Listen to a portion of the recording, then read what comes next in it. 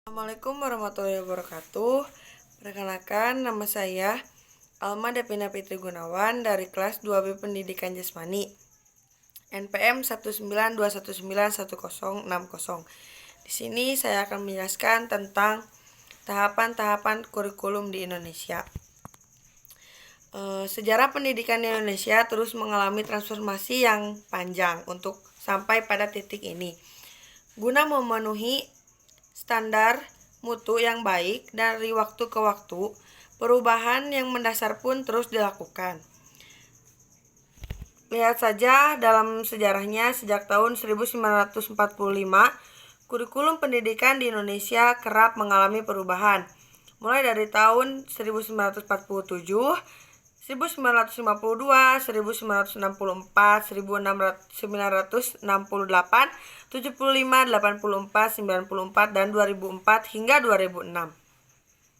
Hal ini tidak lepas dari konsekuensi logis dari terjadinya perubahan sistem politik, sistem sosial, budaya, ekonomi, dan iptek dalam masyarakat berbangsa dan bernegara. Di sini saya akan menjelaskan tentang karakteristik dari masing-masing kurikulum. Yang pertama adalah kurikulum 1945 atau disebut Rencana Pelajaran 1947. Kurikulum ini adalah kurikulum pertama sejak Indonesia merdeka. Perubahan pendidikan lebih bersifat politis dan orientasi pendidikan Belanda ke kepentingan nasional. Saat ini mulai ditetapkan asas pendidikan Pancasila. Kurikulum ini disebut Rencana Pelajaran 1947 dan baru dilaksanakan pada 1950. Yang kedua adalah kurikulum 1952.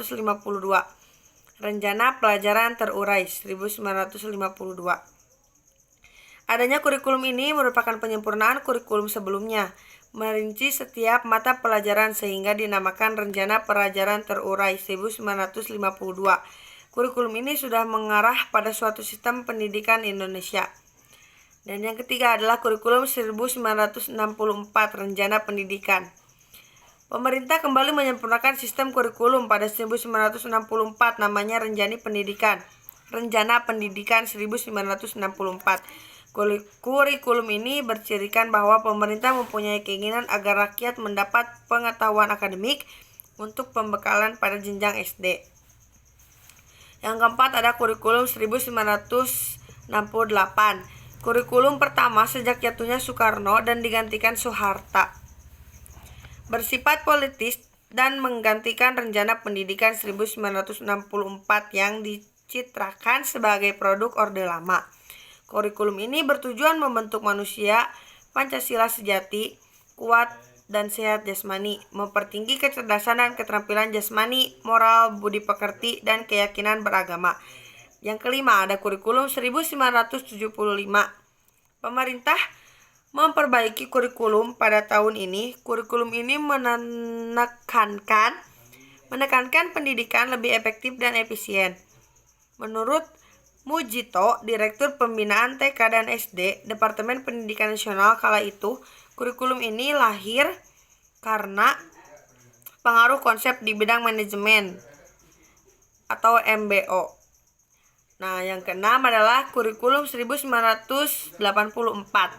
Kurikulum ini mengusung pendekatan proses keahlian. Yang ketujuh ada kurikulum 1994 dan suplemen kurikulum 1999.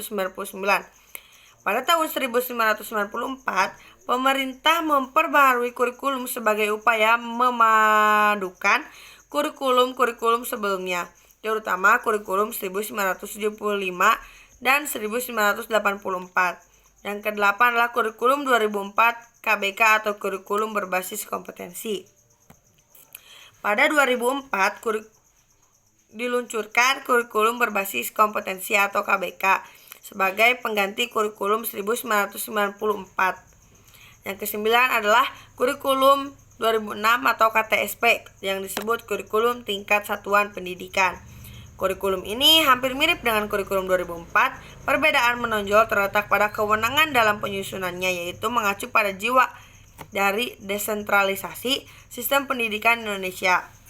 Pada kurikulum 2006, pemerintah pusat menetapkan standar kompetensi dan juga penilaian sesuai dengan kondisi sekolah dan daerahnya.